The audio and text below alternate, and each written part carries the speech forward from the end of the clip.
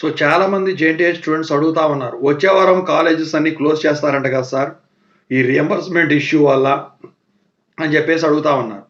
So దాని గురించి చెప్పదలిచాను. ముందుగా అయితే ఇంతవరకు ఛానల్ సబ్స్క్రైబ్ చేసుకొని వీడియోని లైక్ చేసి షేర్ చేయండి. మీకు ఏమైనా డౌట్స్ ఉంటే కాల్ మీ ఫర్దర్ కాల్ చేయండి. తెలుగు ఇంజినీరింగ్ అడిక్షన్ టెలిగ్రామ్ ఛానల్‌లో జాయిన్ అవ్వండి. ఇక ఈ వీడియోకి ఒక హైప్ ఇవ్వండి. ఇక టాపిక్‌లో వెళితే మొన్న మండే రోజు క్లోజ్ అవ్వాల్సిన కాలేజు వీళ్ళు వచ్చే వారం అంటే వచ్చే సోమవారం అంటే 13వ తారీఖుకి పోస్ట్‌పోన్ చేయడం జరిగింది. దానికి గల కారణం ఏంటి? సో 600 కోట్లు ఇస్తానని చెప్పేసి 200 కోట్లే రిలీజ్ చేశారు దసరా అప్పుడు అని చెప్పేసి దసరా ముందు. మరి మిగతావి కూడా పెండింగ్ బకాయిలు ఏదైతే హామీ ఇచ్చారో అవి కూడా రిలీజ్ చేసినట్టయితే మేము కాలేజీలు నడుపుతామని చెప్పి చెప్పడం జరిగింది కాబట్టి ఈ వారంలో మిగతా 400 కోట్లు రిలీజ్ చేసేదానికి మ్యాక్సిమం ఛాన్సెస్ ఉన్నాయి.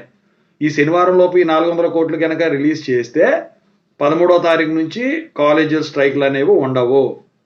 ఒకవేళ రిలీజ్ కానట్టయితే అప్పుడు మళ్ళీ వీళ్ళు మీటింగ్ పెట్టుకొని మళ్ళీ ఒక లేటెస్ట్ డేట్ అనేది వీళ్ళు చెప్పడం అయితే జరుగుతుంది అనమాట. మొత్తానికైతే నాకు తెలిసి దాని ప్రకారం కాలేజెస్ అయితే ఇక బంద్ అయ్యే సూచనలు అయితే కనపడవు. ఎందుకంటే అయితే మొన్న దసరాకు ముందే క్లోజ్ అయిపోయాయి.